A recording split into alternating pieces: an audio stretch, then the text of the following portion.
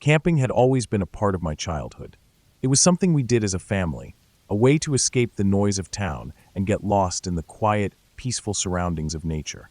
We had our spot, a little clearing in a small campground about 2 hours from home. It wasn't a big place, not one of those well-known campgrounds with RV hookups and busy picnic areas. It was quieter, more remote, the kind of place where people came to fish, to hike, to be alone. By the time I was 8 or 9, we had been going there for years. We knew the trails, the best spots to collect firewood, even which trees had low branches that were perfect for climbing. It was familiar, safe.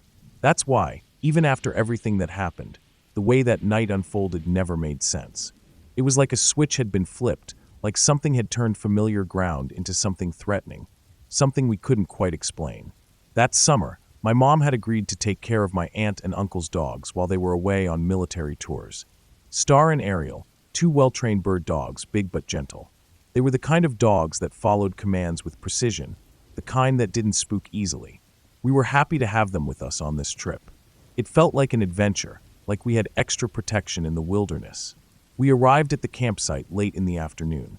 The sun was still up, filtering through the trees in slants of gold, but we didn't have much time before dark. Setting up camp was a routine. My brothers and I helped unpack the car, setting up the tent in our usual spot, gathering kindling for the fire. Mom started organizing the food, while my grandma spread out blankets over the picnic table. The dogs sniffed around, tails wagging, acting as if they were just happy to be outside. Everything about that first evening felt normal. We had a fire going by dusk, roasting hot dogs, eating chips straight from the bag. My brothers and I took turns throwing sticks for the dogs, watching them leap through the brush before circling back, tongues lolling, eyes bright with excitement. Eventually, the night settled in, the fire burned lower, and the air grew cooler. We crawled into the tent, zipping ourselves into sleeping bags, listening to the quiet hum of the forest. The occasional rustling in the underbrush didn't bother us. Raccoons, maybe a deer moving through the trees. The dogs had curled up near the entrance of the tent, their bodies pressed against the fabric. It was comforting, having them there. At some point in the middle of the night, I woke up. I didn't know why at first. There was no sound, no movement. Just that strange, creeping feeling, the kind that made the hairs on my arms stand up. The tent was dark, the only light coming from the dying glow of the fire outside. I could hear my brothers breathing heavily in their sleeping bags, my grandma snoring softly. Then, low and deep, Star growled. It was quiet at first, barely more than a rumble in his chest.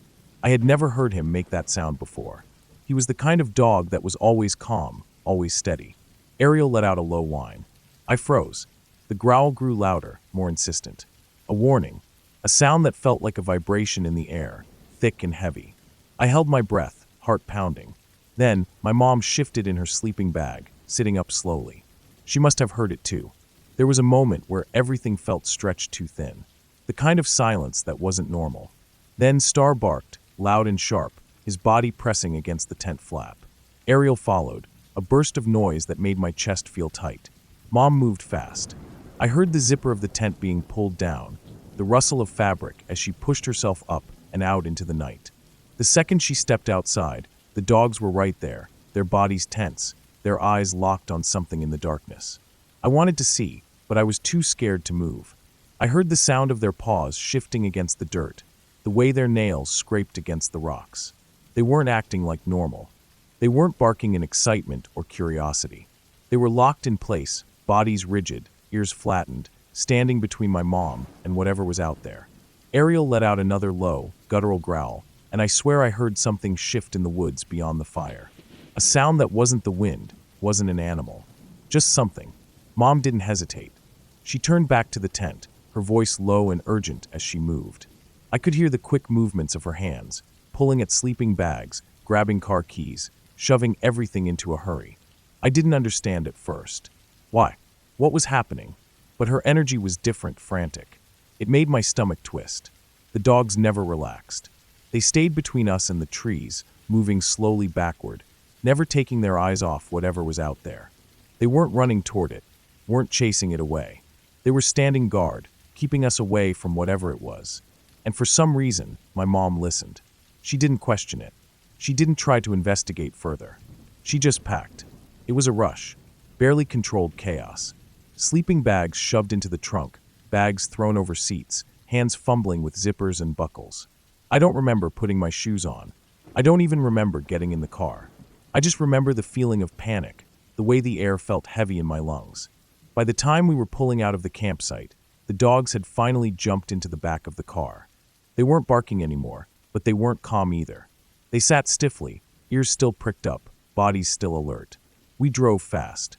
For a while, it was just the sound of tires on dirt, the occasional bounce of the car hitting a pothole. My brothers were crying, whispering to themselves in shaky voices. Then, in the rearview mirror, headlights appeared.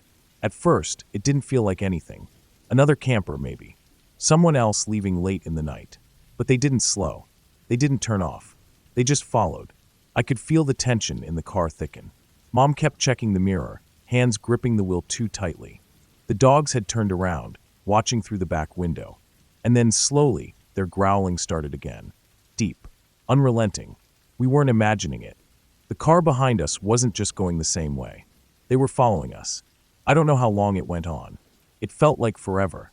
The road was dark, twisting through trees, the headlights behind us never falling away, never coming closer. Just there. Then we reached town. The bridge was the last stretch before home. A long, open road that led into the city limits. We kept waiting, wondering if the car would follow us all the way through, if they would still be behind us when we turned onto our street. But they didn't. As soon as we started across the bridge, the headlights slowed. And then, as we reached the middle, the car turned. Sped off in the opposite direction. No hesitation. No delay. Just gone.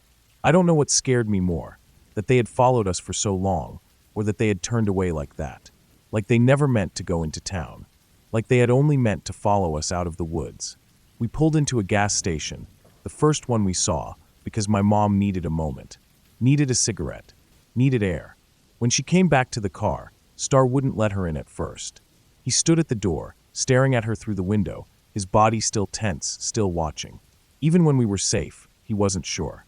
I haven't been camping since.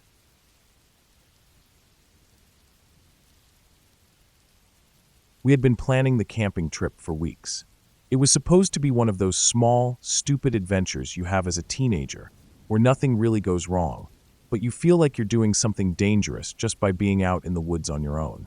It was me, Jake, and Ryan, 3 15-year-old kids who thought we were tougher than we were. We'd camped before, but always with family or a bigger group. This was our first time truly alone, and we were excited. The spot we picked wasn't a real campground, just a clearing about a mile from the main road. Far enough that we wouldn't be bothered, but not so far that we couldn't run back if we needed to. We packed light, sleeping bags, a tent, some food, and a small hatchet for cutting wood. We didn't think we needed much else. By the time we got there, the sun was already starting to dip below the trees. It was early summer, so the air was still warm, even as the sky turned orange. We set up the tent quickly, got a small fire going, and sat around eating snacks and talking about nothing. The woods felt peaceful, just the sounds of crickets and the occasional rustle of leaves from some animal moving in the underbrush. It felt safe, but that feeling didn't last. It started with noises. At first, it was small things, branches snapping, leaves crunching, the kind of stuff you hear all the time in the woods but don't really think about. Jake was the first to mention it, saying he thought he heard footsteps, but Ryan and I shrugged it off. It was probably just a raccoon or a deer. Nothing to worry about. Then the sounds got closer. There was a rhythm to them, the kind of pattern that didn't feel like an animal. 2 steps, then a pause. 3 steps, then nothing. Like someone was moving carefully, deliberately. I remember looking at Ryan and seeing the way his face changed, the way his usual cocky expression slipped into something more serious. Still, I didn't want to overreact. "It's probably nothing," I said, keeping my voice even, trying to convince myself as much as them. "Just the woods messing with us." Jake didn't look convinced, but he nodded anyway. The fire crackled between us, casting long shadows through the trees. We sat there listening, waiting, but after a few minutes, the noises seemed to stop. The woods went back to normal. Maybe it really had been nothing. Then the running started. It came out of nowhere, heavy, fast footsteps charging straight toward us from the trees. There was no time to think, no time to react. It was just a sudden, violent explosion of sound. And then, the tent collapsed. Something or someone had jumped right on top of it, the fabric caving in, poles snapping under the weight. Jake yelled, scrambling backward. Ryan grabbed the hatchet, his face pale. For a second, everything was chaos. We were all stumbling over each other, trying to figure out what the hell had just happened. Then, just as quickly as it started, it stopped. Silence. Nothing but the sound of our own breathing, the fire flickering weakly beside us. Whoever had jumped on the tent was gone. I felt my heartbeat hammering in my ears. My hands were shaking. We should have just stayed put. We should have just left it alone, packed up, and left. But we made the mistake of searching. Ryan was the first to grab a flashlight, sweeping it toward the trees. The beam cut through the darkness, but there was nothing there. Jake muttered something under his breath, stepping closer to where the tent had fallen. He kicked at the fabric, looking around, confused. That's when we saw them. Two figures, standing just at the edge of the firelight. They weren't hiding. They weren't running. They were just standing there, watching us. They were older than us, maybe 18 or 19. Taller, broader. One of them had a hood pulled up, but the other one's face was clear, messy hair, sharp cheekbones, eyes that looked too alert, too focused. And in his hand, hanging low at his side, was a hammer. I felt my stomach drop. For a moment, none of us moved. Then slowly they stepped back, disappearing into the dark. It should have been a relief, but it wasn't, because they didn't leave. They stayed out there, just beyond the fire, just far enough that we couldn't see them clearly. Every once in a while, we'd catch glimpses, a shadow shifting between trees, the faint crunch of leaves as they moved. They were circling us, staying close enough to keep us on edge, but never making a sound. They wanted us scared. And it worked. None of us spoke. None of us moved. We just sat there, the fire between us, staring out into the darkness, waiting. Hours passed. They didn't leave. They stayed until the fire burned low, until the night stretched on, until exhaustion started creeping in. I could feel it in my bones, the weight of fear settling in my chest. But they never got closer. They never made a move. Not until morning. At first light, the two of them finally stepped forward. They walked straight toward us, casual, like nothing had happened. The one with the hammer still had it in his hand, swinging it slightly at his side. He didn't raise it, didn't threaten us, just stood there, looking us over. Now that they were closer, I could see how much bigger they were than us. They could have done anything. They just stood there. And then they started talking. I don't even remember what they said. It didn't matter. The way they spoke, the way they smiled like this was just some game to them, made my skin crawl. They weren't tired. They hadn't slept. They had stayed up the entire night just to mess with us, waiting for an excuse. For a moment, I thought Ryan was going to say something, thought he was going to push them just a little too far. But he didn't. Instead, he did the smartest thing any of us could have done. He didn't react. He didn't give them anything. No fear, no anger, nothing. We all followed his lead. We just sat there. Eventually, they got bored. The one with the hammer gave a final smirk, then turned away. They walked off, disappearing into the trees, just as calm as they had come. We didn't waste time. As soon as they were gone, we packed up, moving fast, barely speaking. The second our bags were ready, we took off, heading straight back to the road, to civilization, to anywhere but there. We didn't stop until we reached town. None of us told our parents. None of us called the cops. What would we have even said? We were 3 kids who got lucky.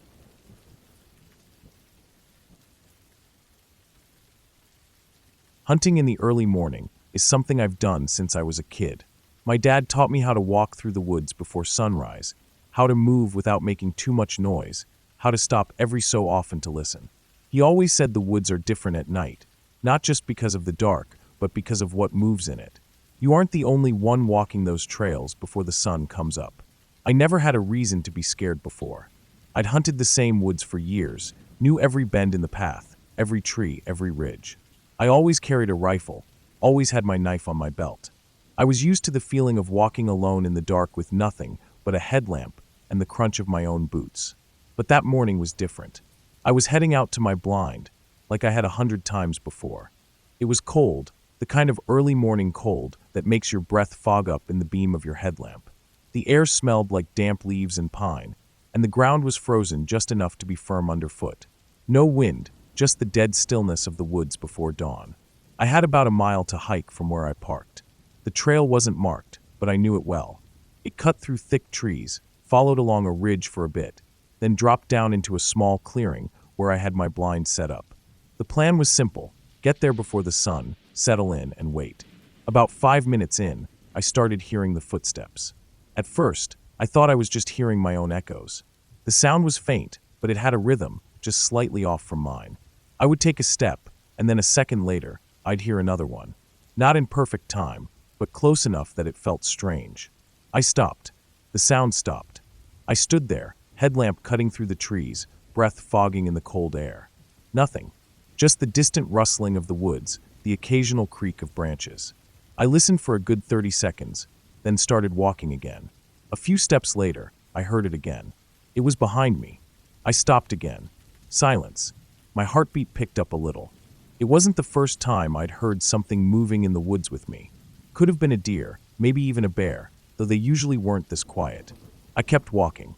Every 15 yards or so, I stopped, just like my dad taught me. Every time, I heard it stop too. It wasn't my imagination. Something was following me. I turned off my headlamp. The woods went pitch black, just the faintest glow of moonlight through the trees. I stood still listening. If it was an animal, it might keep moving, thinking I was gone. But nothing happened. Just silence, stretching too long. Then, crunch. A single step. Too close. I flipped my light back on and swung it around. The beam cut through the trees, but there was nothing there. Just frozen ground and bare branches. The hair on the back of my neck stood up. I wasn't about to turn around and walk back. I was almost to my blind, and whatever it was, I'd rather be inside than out in the open. So I kept moving, faster now, not stopping anymore. The footsteps kept pace with me. A minute later, I saw the clearing. My blind was up ahead, a small, camo-covered tent tucked against the tree-line. I unzipped it fast, ducked inside, and yanked the door shut. Silence again. For a few seconds, I just sat there, breathing hard, listening. I still had my rifle strapped to my shoulder, but I hadn't even thought to grab it. My hands were shaking. Then the footsteps came closer. Soft at first, then faster, coming right up to the back of the blind. I clenched my jaw, heart pounding. I wasn't about to sit there and let whatever it was sneak up on me. I shifted my weight, making a deliberate noise, a loud rustling sound. Instantly, I heard it bolt. Heavy steps crashing through the underbrush, running up the hill behind me. Fast. Faster than I expected. It wasn't a deer. It wasn't a bear. It was something that could move like a shadow when it wanted to, and then vanish into the trees like it had never been there. I sat frozen, ears straining, every sense on high alert. That's when I heard the howls. Not one. A series of them. Low, drawn out, echoing across the ridge. Different voices overlapping. Some close, some farther away. Wolves. My stomach dropped. I had wolves stalking me at 4:30 in the morning. I forced myself to stay calm, forced my breathing to slow down. I knew wolves weren't supposed to attack people. I knew they usually avoided humans. But these weren't just passing by. They had followed me. They had crept up behind me, waited, watched. And now, they were calling to each other. I gripped my rifle, feeling the cold metal under my fingers. My mind raced, running through every bit of knowledge I had about wolves, about what to do, what not to do. Stay inside. Don't run. Don't act weak. The howls died down, and the silence returned. I didn't move. For the next 2 hours, I sat there, motionless, waiting for the first light of dawn. Every rustle, every faint snap of a twig sent a jolt through my system. I didn't know if they were still out there. Didn't know if they had lost interest, or if they were waiting for me to step outside. When the sun finally started creeping up, I felt a wave of relief. I unzipped the blind as quietly as I could, stepping out with my rifle raised. The woods looked normal. The trail behind me looked undisturbed. There were no prints in the frost, no sign that anything had been there. But I knew what I heard. I knew what had been out there. I didn't stay to hunt. I packed up and left, moving quickly, scanning the trees the whole way back. I never told my dad. Never told anyone. But I never went back to that blind.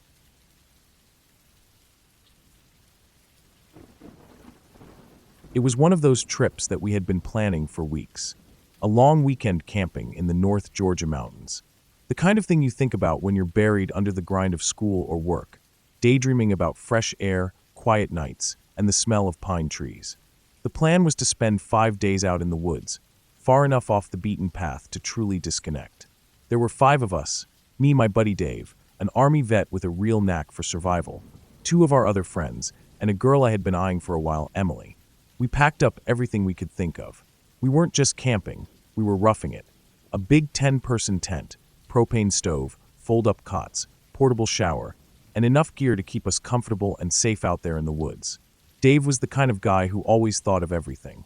He'd done his share of hiking, hunting, and camping, so when it came to prepping for this trip, he was in charge of the gear.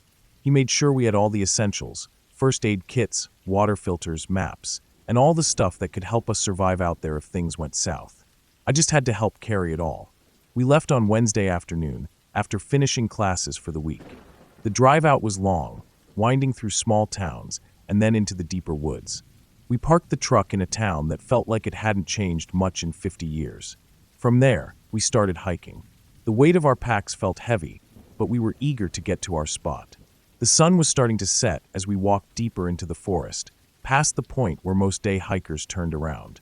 By the time we hit the 4 to 5 mile mark, we'd only seen a handful of other hikers, and they had all turned back by now.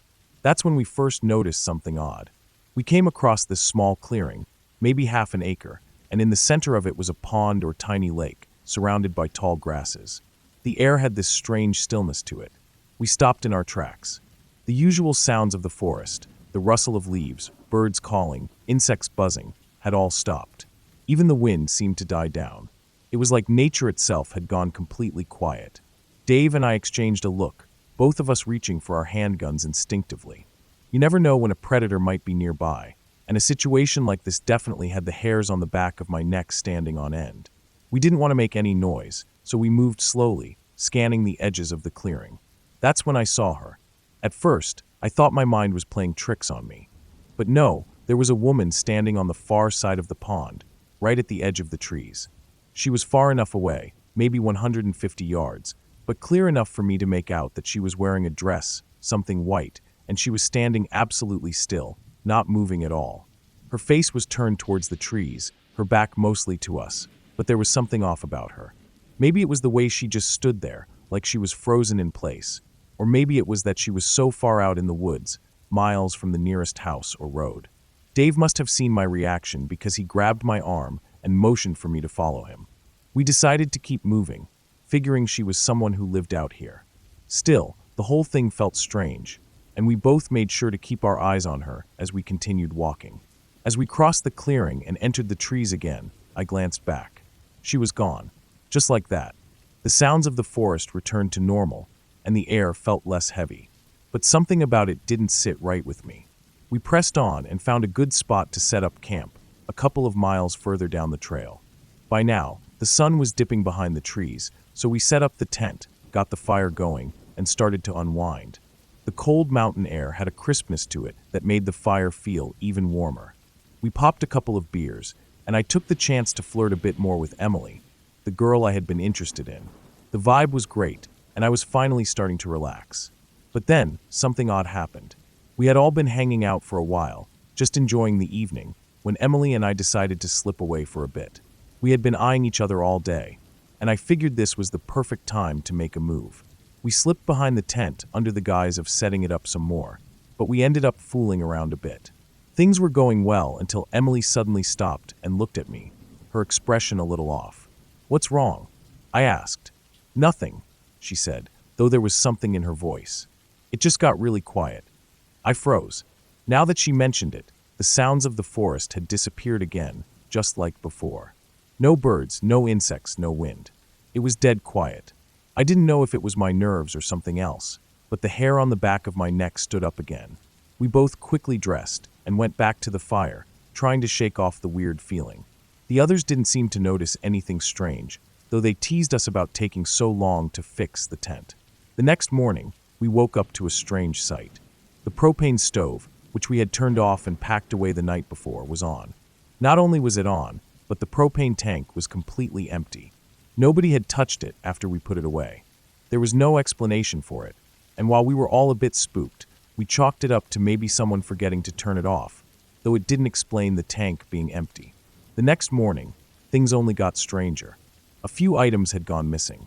Emily's sweatshirt, which she had left on a chair, was gone. A lantern we had left outside was missing as well. We all shrugged it off, assuming it was raccoons or something.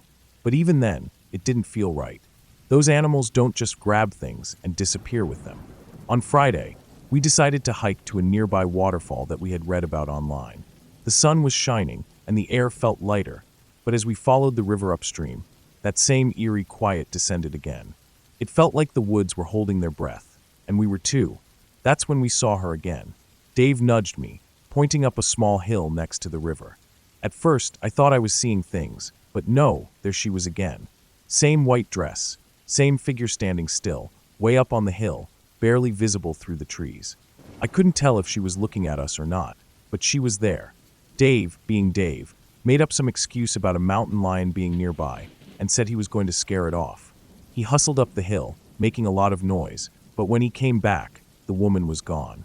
We found the waterfall, and though we were all still a little on edge, we tried to forget about the woman and enjoy the rest of the day. The girls decided to cool off in the river by skinny dipping, and the guys couldn't help but focus on that. But when we got back to camp, things were out of place again. It wasn't completely trashed, but it was clear that something had been rummaging through our things. Food bags were torn open, and stuff had been moved around. Dave and I grabbed our handguns and decided to take turns keeping watch that night. That night, everything changed. I woke up in the middle of the night to the feeling of Emily squeezing my arm. She was clutching it tightly, almost like she was afraid. I opened my eyes to the dead silence around us. There was no wind, no animals, no sound at all. I looked across the tent, and Dave was sitting up, looking out into the dark. We stayed like that for what felt like hours, not daring to make a sound. The moonlight filtering through the trees made everything look eerie and unnatural. We both stayed awake, listening to the silence, until the first light of dawn crept through the trees. It was then that we decided it was time to go. We packed everything up quickly and started the long trek back out of the woods. The air was heavy and still, like something was holding its breath, waiting for us to leave. At points, I thought I saw her again, just a shadow behind the trees, but I never got a clear look. We avoided the lake completely this time. It felt like a place we couldn't go back to, and it didn't feel safe. The hike back to the truck was quick, much quicker than it had been coming in. We didn't stop to rest, didn't stop to take pictures. We just walked, and I couldn't shake the feeling that we were being watched the whole time. When we finally made it to the truck and started driving back, the silence in the woods seemed to follow us. We didn't talk about it much, but the others started sharing their own experiences. Little moments here and there when they thought they had seen the woman or heard her in the distance. It wasn't until we were back home, safe and sound, that it hit me. None of us could remember what her face looked like. It was blurry, like something was intentionally keeping us from seeing it clearly. We never spoke about that trip again. I haven't been camping since. I haven't been out in the woods at night. Not because of ghosts or supernatural nonsense, but because there's something out there. Something that doesn't want to be seen. Something that stays just far enough away that you can't get a good look. But it watches, and it waits.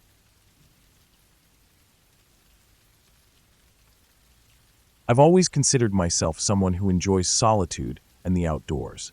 After all, there's something calming about being out in the woods, away from the noise of everyday life. The birds chirping, the wind through the trees, the trickle of water in a creek, all of it just soothes the mind. But after this trip, I've never quite looked at the wilderness the same way again. Some things just can't be explained, and some experiences, no matter how much you try to rationalize them, linger in your mind. It all started with a spur-of-the-moment decision to go camping by myself. I've always enjoyed the idea of getting off the grid, so when the weekend came, I packed my gear and set out. I'd been to the Pennsylvania woods before, but this trip was different. I wasn't going to one of those well-trodden trails or established campsites. I was heading deep into the heart of the forest, into an area most people didn't bother with.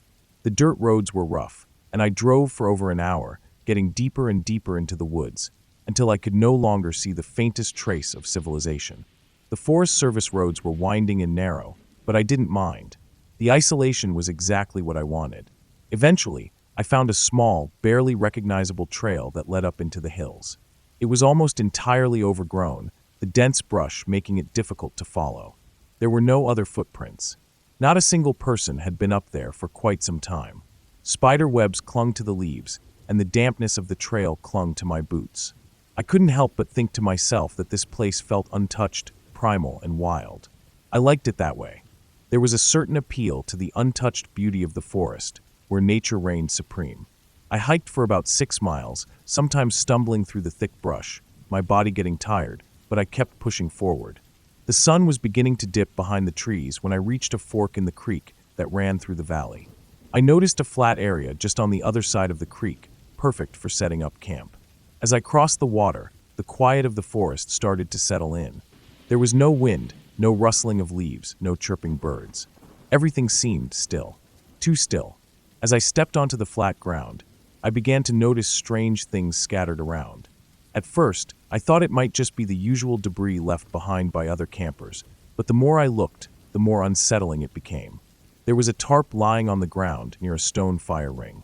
A log had been chopped clean through with an axe, and next to it, the remnants of someone's camping gear were scattered across the ground. Food, a cooking set, a sleeping pad, a first aid kit, all abandoned as if someone had just left in a hurry. No backpack. No sign of a person. I felt uneasy, but I figured it was just some careless campers who'd left their stuff behind. But then I saw something else, a pile of clothes down by the creek. The clothes were drenched, likely from the rain the previous day. The fabric was weighed down with moisture, sitting there like some forgotten memory. A towel was hanging from a nearby tree, and the smell of mildew hung in the air. As I looked around, I noticed that someone had clearly used the area as a toilet. The remnants of toilet paper scattered across the ground in a way that suggested it had been used for several days. But the oddest thing, the thing that made my skin crawl, was this strange structure. It looked like a cage, about 4 feet square, made out of saplings and tied together with crude knots. The structure was framed like a cube, and there were crossbars diagonally placed on each side, but it wouldn't have been able to hold anything inside. The spaces between the saplings were far too wide, and it was so flimsy that it seemed more like a child's attempt at building something than a functional cage. There was no purpose for it that made any sense. I stood there for a moment, staring at the cage, trying to make sense of it. Maybe it was a hunter's trap or some strange shelter. But it didn't seem right. Nothing about it made sense. What would someone need with a cage like that out here? The thought of staying the night in a place that seemed so off weighed heavily on me. But by now, the sun had all but set, and the thought of hiking out in the dark on a barely recognizable trail was even more unsettling. I decided to set up camp there. It was my only option, and as I unrolled my sleeping bag and set up my tent, I tried to push the unsettling thoughts from my mind. I kept my 12-inch knife close at hand the entire time, feeling the cold metal of the handle as a small comfort. My mind kept racing. What if I wasn't alone? What if someone had left this mess on purpose? What if someone was out there, watching me?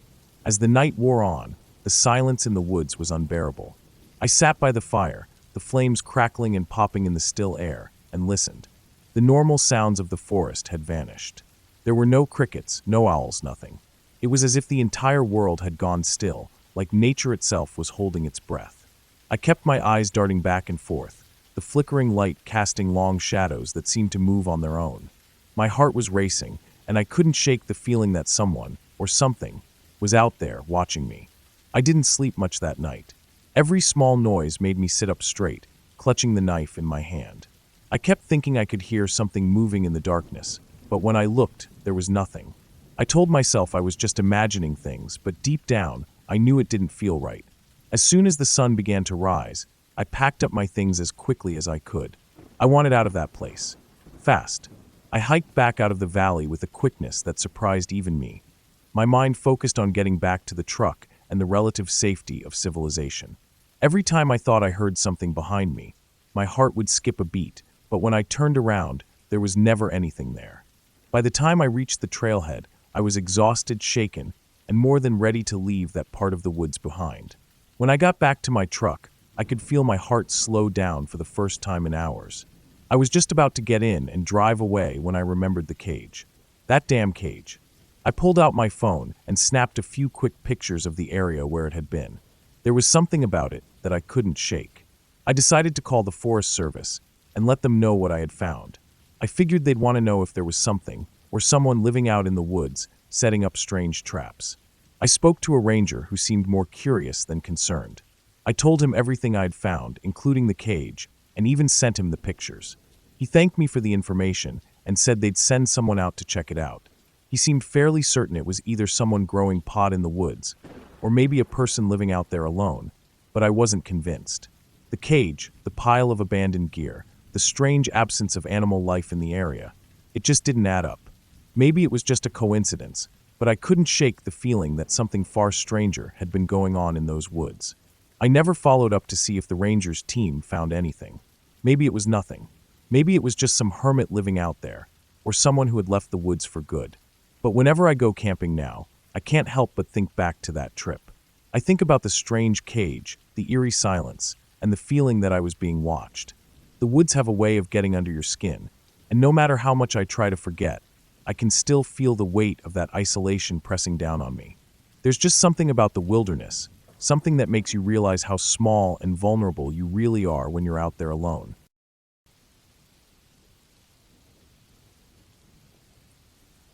That weekend in Central Florida was supposed to be just another camping trip. It was the late 80s, and I was in my early 20s at the time. I had done plenty of camping throughout my life, having grown up with my family in the woods during nearly every vacation. Two of my closest friends and I planned the trip, and it was supposed to be relaxing. One of them, my coworker from the Park Service, and I had done our fair share of camping, but my other friend, who had never been camping before, was excited and nervous. I thought this would be a good opportunity to introduce her to the joys of being in the wild, away from the busy life of the city. The Park Service made it easy to camp for free, and we found ourselves in a more isolated area, a youth camping spot far from the main campsite. There wasn't anyone around, which made it even quieter, and I figured we'd get some much-needed peace. The weather was warm, typical for Florida, and we set up camp during the afternoon. We were close enough to each other that we could shout if needed, but spread out enough to enjoy our own little spaces. I spent some time collecting firewood, my hands calloused from years of working outdoors. As I walked through the thick underbrush, a nagging sensation crept up on me. It wasn't anything specific, just a subtle feeling like I was being watched.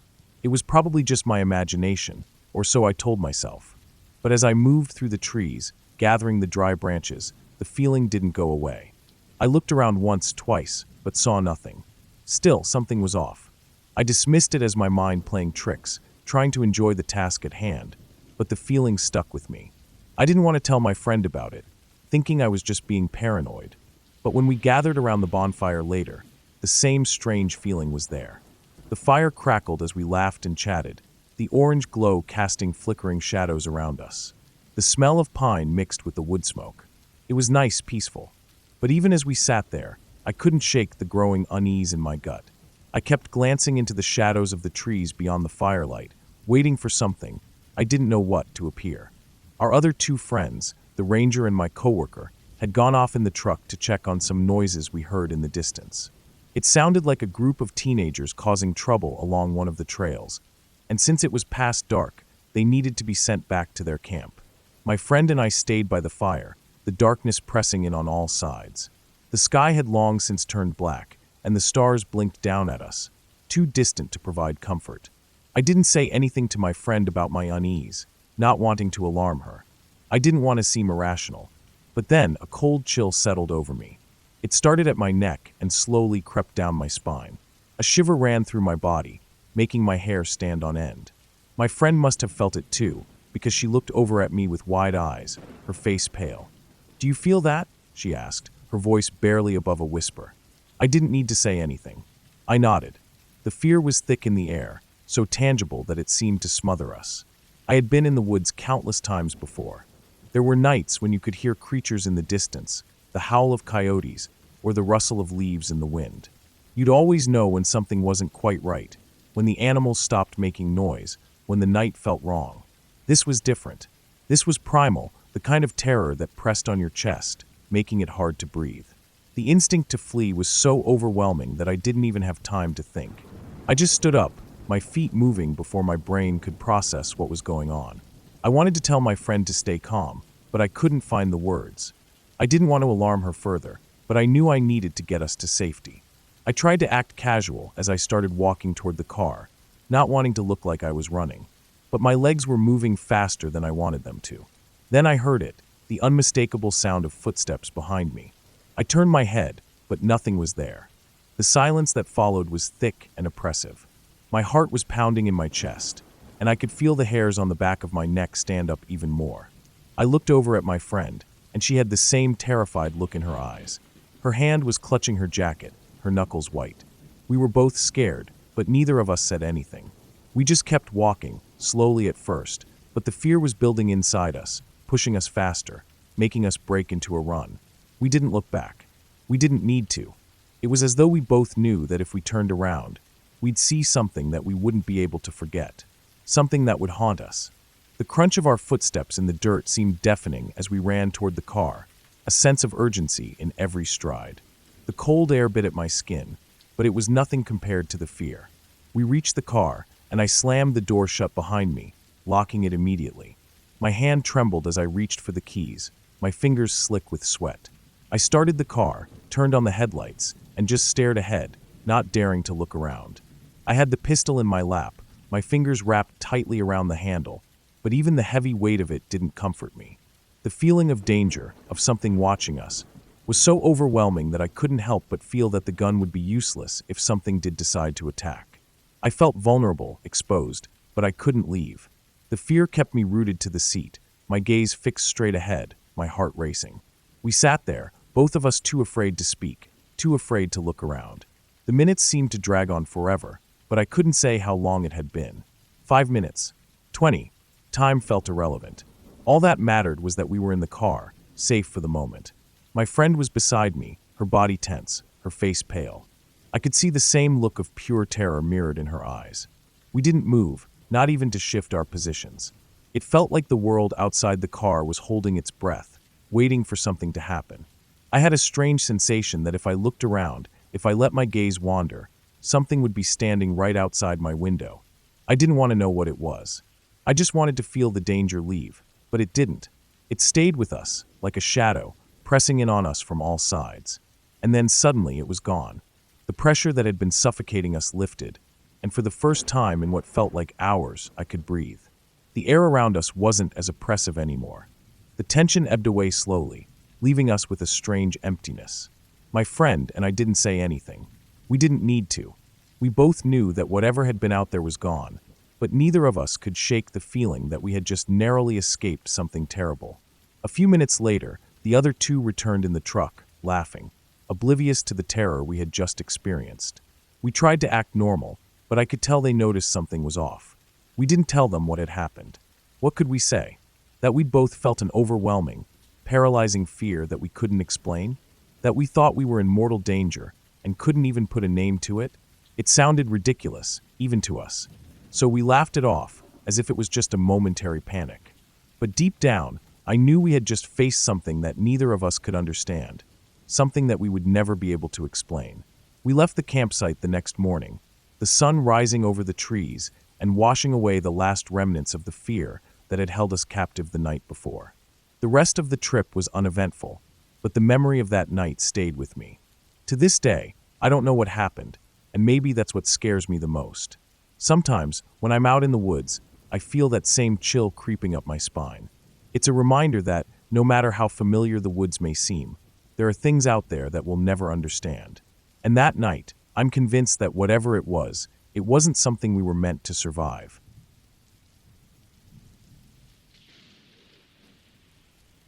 I was in my early 30s when this happened, and my family and I went on our usual retreat in the fall. It was something we did every year, something to get away from the hustle and bustle of everyday life.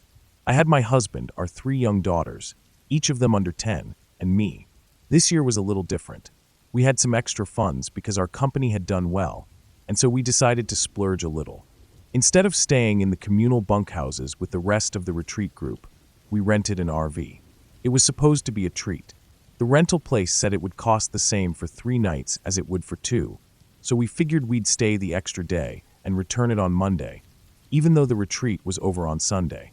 The weather was hot that weekend, but the RV had air conditioning, so we were comfortable. It felt luxurious, especially compared to the bunkhouses that often got packed and noisy. It was a good decision. We spent the weekend doing our usual retreat activities, and we didn't spend much time inside the RV, just enough to sleep and store our things. We didn't think much of it, but the people who had rented the RV before us hadn't bothered to clear out the septic lines. By Sunday evening, we were hit with a terrible smell. The toilet had backed up, and it was bad. It was almost unbearable, but we didn't have much of a choice. My husband, always practical, didn't want to deal with the rental company blaming us for the mess, so he left to run an errand to Walmart in the nearby town. He'd be gone for a while, but he thought it would help. The Walmart was over an hour away, thanks to the rural backroads, so I figured he'd be gone for about an hour and a half, maybe 2 at the most. The kids were a little on edge, too. The day had been long, and the atmosphere of the retreat site was peaceful, but it was a bit too quiet. After getting the girls tucked in and having them settle down, I decided to straighten up the RV. It didn't take long, and by the time I'd gotten everything packed and cleaned up, it was just about 8:30 p.m. The air was still warm, and everything felt just a little too still. The RV was dark, and the outside world seemed distant. My husband was still on the road, and the girls were whispering among themselves, as usual. But something wasn't right. I was sitting on the bed, flipping through a book to pass the time, when I heard a strange clicking sound coming from the window behind the bed. I stopped, my heart leaping in my chest. It was faint, almost like something was tapping or scraping on the glass. I dismissed it for a moment, probably a tree branch, something brushing against the side of the RV in the wind. But the air outside didn't feel that breezy. I pushed the thought away. Then it happened again. A faint clicking, followed by a low scraping noise, as if someone was running their hand along the glass. I didn't move immediately, trying to make sense of it. I could hear the distant sound of crickets and the occasional rustling of leaves, but nothing that seemed to explain this strange noise. I quickly stood up, trying to calm myself, and moved to the kitchen. Maybe it was just the wind, but as I walked, the sound followed me, closer than before. As I climbed up into the loft above the truck cab, the door handle rattled. It was subtle at first, almost like someone was testing the door. I froze. My breath caught in my throat. I glanced around, trying to make sense of it. I knew it wasn't the wind, but it was still too hard to believe that someone could be out there. I went into the kitchen and grabbed a knife from the drawer, just in case. I wasn't sure what I expected to do with it, but the idea of being unarmed in this situation made me feel vulnerable. I moved back into the loft, crouching down beside the girls, trying to keep them calm. My heart was racing. I glanced at the windows, trying to make sure they were locked. I checked the doors. Everything was secure, or so I thought. But then I heard the rattling again. It wasn't coming from the window. The door handle was shaking, and I could hear the scraping sound outside, like someone was running something along the sides of the RV, trying to find a way in. I wanted to call my husband. I wanted to call anyone. But when I tried to make a call on my cell phone, it wouldn't dial. The signal was terrible, and the anxiety started to creep in as the minutes dragged on. Time felt like it was standing still, and every passing second seemed to stretch longer than the last. I waited in that quiet, oppressive silence, wondering if whoever was outside would find a way in. I tried to control my breathing, trying to stay calm, but every little noise felt amplified. The clicking, the scraping, and now a new sound, the subtle creak of metal, like someone was leaning on the RV's frame. The minutes felt like hours. And then, just as I thought I might lose my mind, I saw headlights approaching in the distance. My heart nearly leapt out of my chest. The light grew brighter, and then the sound of an engine reached my ears. It was my husband. He'd made it back. The truck rolled up, the headlights reflecting off the RV as he pulled into the parking spot. He stepped out of the truck, looking over at me with an odd expression on his face. I jumped down from the loft, relieved but still shaken, and rushed over to meet him. He wasn't immediately concerned. He asked what had happened, but I couldn't find the words to explain it. I was still trying to catch my breath. We locked the RV for the night, but I couldn't relax. Even though I was with my husband, I still felt an overwhelming sense of unease. Every little noise seemed magnified in the silence of the night. The rest of the evening passed without incident, but I couldn't shake the feeling that something was off. The next morning, we drove to town to return the RV, and I was still on edge. When we arrived at the rental place, the manager did a quick walk-around of the RV to check for damages. I thought nothing of it at first, but then he asked my husband if he knew what had happened to the rear window. The back bedroom window, the one where I'd been reading the night before, had been tampered with. The gasket around the window had been cut off, and the window itself was scratched, like someone had used a knife or a switchblade to damage it. The window lock was also broken, as if someone had tried to force it open. It was clear that whoever had been out there had tried to get inside. I didn't want to say anything. I couldn't explain it, but the realization hit me like a ton of bricks. The rattling of the door, the scraping sounds, the feeling that something wasn't right, it all made sense now. Someone had been trying to get into the RV the night before. They were close. Too close. I didn't feel scared in the same way anymore. I felt angry, and I felt vulnerable. Whoever had done this wasn't some random person just passing by. They were trying to break in, and for whatever reason, they had left without getting in. My husband tried to brush it off, like it was nothing more than a coincidence. But I knew better. I never went camping alone again after that. We always went with a group after that weekend, and I made sure to never let my guard down. The whole experience taught me a valuable lesson. Sometimes, it's not just about being in the woods, alone with nature. Sometimes there's someone else out there, watching, waiting, and it's up to you to stay vigilant.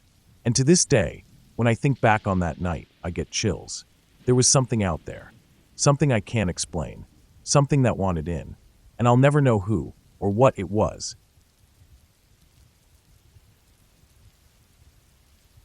I grew up next to a state park.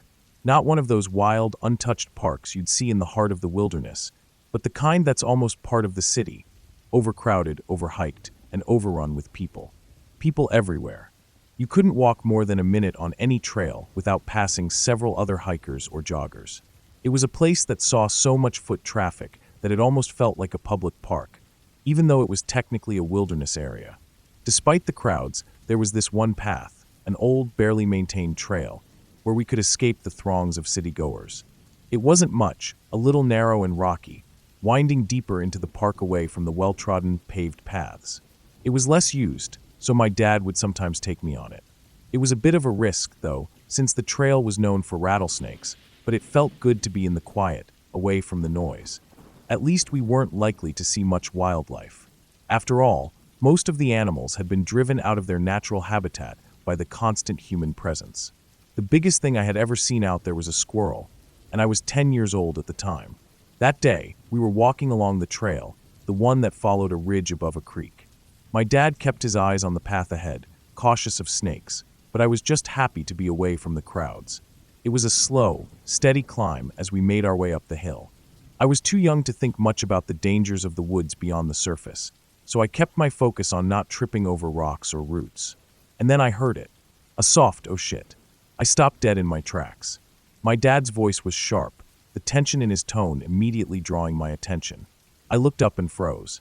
Standing in the middle of the path, only about 30 feet away, were two bucks. Huge bucks. Their antlers were wide and thick, glistening in the afternoon sunlight, and their muscular bodies were almost startling to see in such a place. I had seen deer before, of course, lots of them, but these were different. These weren't the skittish, half-starved creatures you'd see on the edge of a busy trail. These were big, strong animals, untouched by human hands. I couldn't help myself. I stepped forward, my curiosity getting the better of me. "Sedina, no," my dad shouted, panic rising in his voice. But I didn't hear him. I was already moving toward them, instinctively wanting to see if I could pet one. Maybe these bucks were like the deer at the park, docile and used to human presence. Maybe they wouldn't mind me getting closer. I took another step, but this time I saw one of the bucks lower its head. Its eyes were locked on me, focused and still. It didn't look scared, but its body language was changing, its muscles tensing. The other buck was already watching, alert, ready to run if anything went wrong. The moment I took another step, something snapped in my dad. He rushed forward, his voice low but desperate. Get away from them, right now. But it was too late. The deer's head came up, and it was like a switch flipped. In an instant, the air around me felt charged. The buck that had lowered its head stood up straighter and stepped toward me, its hooves digging into the dirt. I felt a rush of panic flood my chest. I froze, instinctively knowing I had made a huge mistake. I had misread the situation completely. The second buck bolted, its hooves pounding against the ground as it ran off into the woods. But the one I was closest to, its focus was still on me. It moved another step, its body language aggressive now, its head still lowered. A low growl came from deep in its chest. I could feel my heart pounding in my ears. I realized too late that I had put myself too close to danger. My dad wasn't wasting any time now. He was behind me, pushing me back toward the path, his hands on my shoulders, shoving me away from the deer. "Move now," he yelled, pulling me back. The buck didn't flinch when a branch suddenly whipped across its face, knocking it sideways. It barely seemed to notice. My dad was swearing under his breath, trying to keep me out of the way, guiding me off the path and toward the trees on the side. I stumbled, not sure what was happening or how we could get away from it, but the buck took a couple of steps back, and then, finally, it pranced off like nothing had happened. But I didn't understand the danger fully until later. My dad was visibly shaken. I was still trying to process it, thinking the deer had just been curious, but my dad kept muttering under his breath about how that animal could have attacked me.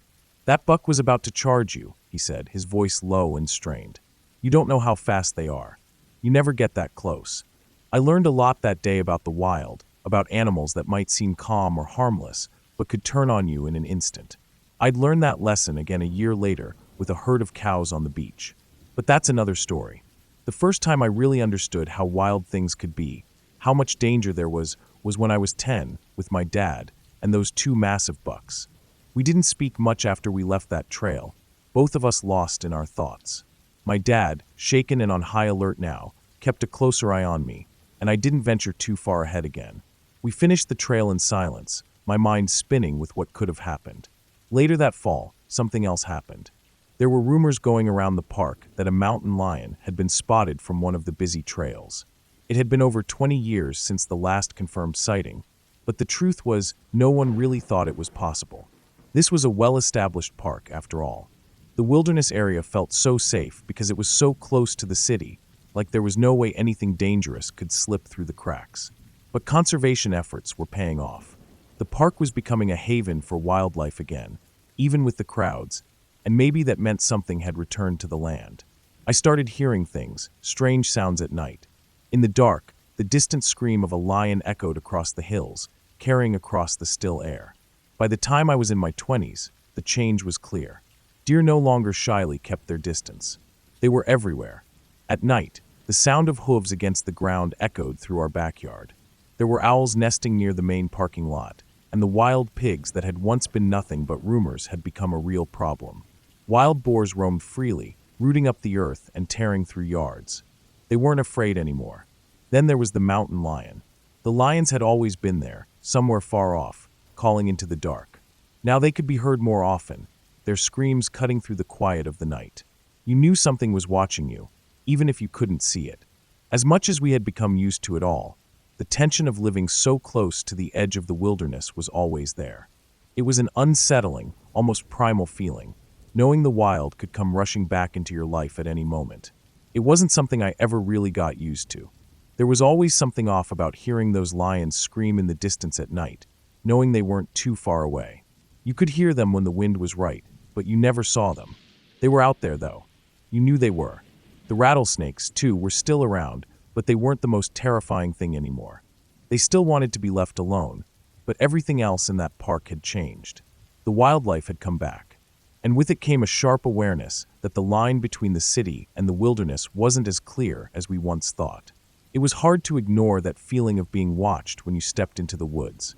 The sounds of the park, once filled with the chatter of people, were now underscored by the raw, unfiltered noise of the wild.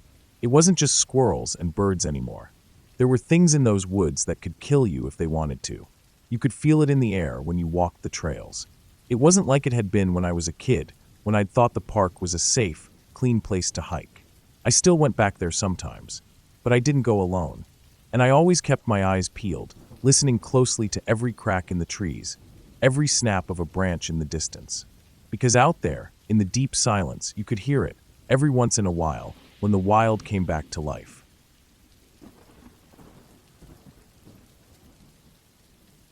The fire crackled in front of me, the flames dancing in the cool, quiet air. The smell of wood smoke hung heavy, and the warmth from the fire was a comfort against the biting chill of the night. I had always loved camping. Out in the woods, away from the distractions of daily life, the silence of nature surrounding me. I had my dog with me, a big German shepherd named Rex. He wasn't just any dog. He was a protector, always on edge, always aware of his surroundings. He had that special kind of instinct that made him act like a guard dog at times, especially when he sensed something wasn't right. That night, though, there was something different in the air. The wind had picked up, causing the trees to sway and creak. The fire cast long shadows against the trunks of the trees around me.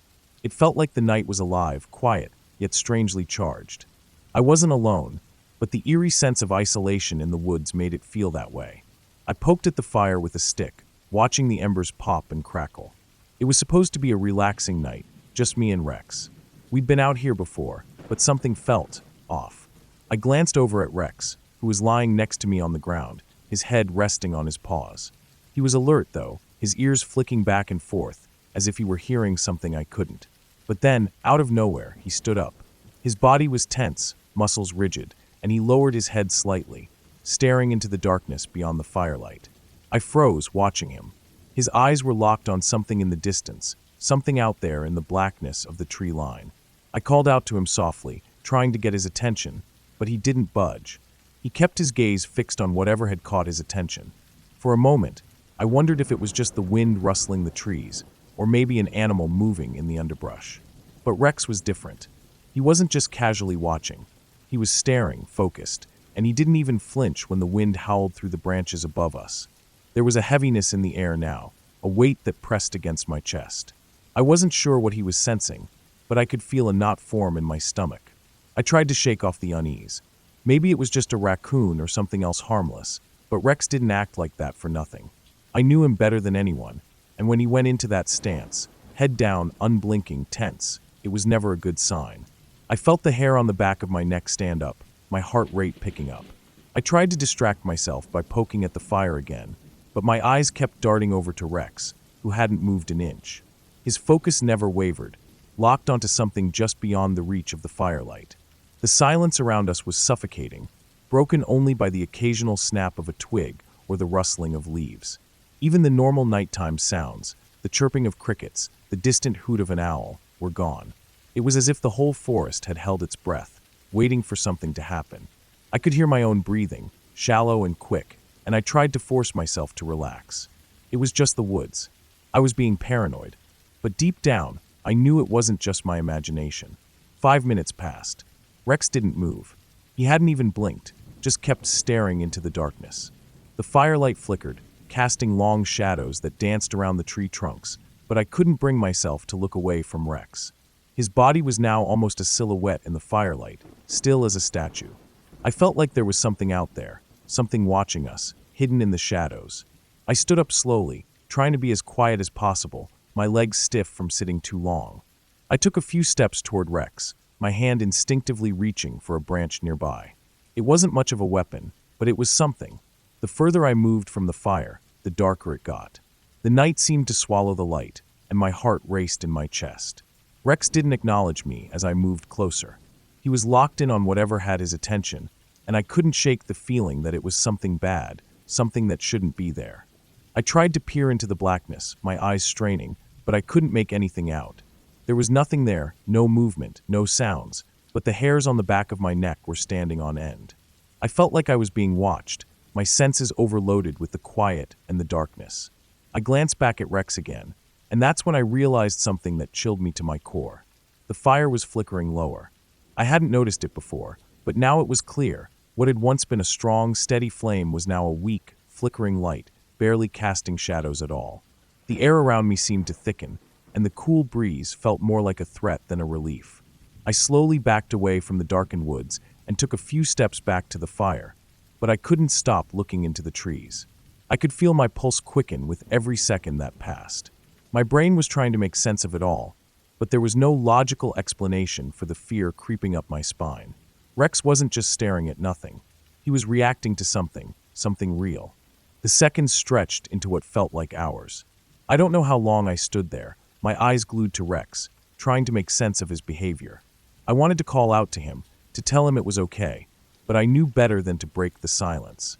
If something was out there, I didn't want to draw attention to myself. I needed to stay still, stay quiet. Finally, after what felt like an eternity, Rex broke his gaze. His head jerked up, and he looked at me with those intense eyes, his body still tense, but now there was a flicker of uncertainty in his stance. He took a few steps back, his tail low, and I knew right away that something was wrong. Something was out there, something that had made him react like that. I slowly sat back down, my eyes never leaving the tree line. I could hear my own heartbeat in my ears, and I tried to steady my breathing. Rex wasn't relaxing. He was still alert, still on edge, and I was starting to feel like we were no longer alone. The wind picked up again, rustling the leaves in a way that made the forest seem alive, as if it were whispering secrets just out of my reach. But the whispering didn't feel comforting. It felt threatening. The night seemed to stretch on forever. I don't know how much time had passed when I finally saw it, a shadow, barely perceptible, moving just outside the range of the firelight. My stomach dropped, and I held my breath, trying not to make a sound. The shadow moved again, and this time it was closer, just on the edge of the trees. My heart hammered in my chest, and I instinctively grabbed a nearby branch, holding it tightly in my hands. For what felt like an eternity, the shadow moved back and forth, and I couldn't tell if it was an animal or something else. I knew Rex was still watching, still sensing it, but he wasn't moving. He was waiting, just like me, waiting for whatever it was to make the next move. The air felt electric now, charged with the kind of tension you get before a storm. The wind picked up again, blowing through the trees in a low, mournful howl. And then, just as suddenly as it had started, everything stopped. The shadow vanished. The silence returned, deep and unnerving. The fire crackled softly, and the breeze died down, but the sense of danger lingered in the air, thick and suffocating. I stayed awake for hours after that, unable to shake the feeling that something was watching us from the darkness. I don't know what it was, maybe a predator, maybe just the strange way the woods can sometimes make you feel. But whatever it was, I wasn't going to find out. Rex eventually lay back down, still tense but no longer staring into the trees. It was as if the danger had passed, but I couldn't shake the fear. I spent the rest of the night listening to every crack of a branch, every rustle of leaves, my eyes scanning the darkness, waiting for whatever it was to come back. By the time dawn finally broke, painting the sky with soft hues of pink and orange, the woods felt different. The tension had lifted, but I wasn't sure if it was safe yet. Rex seemed more relaxed as the daylight returned, but I didn't trust that feeling. I packed up quickly, ready to leave the woods behind. We didn't stay there much longer, and the next time I went camping, I couldn't shake the memory of that feeling. The feeling of being watched, of something lurking just beyond the firelight. I didn't know what it was, but I didn't need to. Sometimes, the woods hold secrets that are better left undiscovered. And whatever Rex had seen that night, I was content to never know. I learned that night, the woods aren't always as safe as they seem. Some things are better left alone, in the dark where they belong.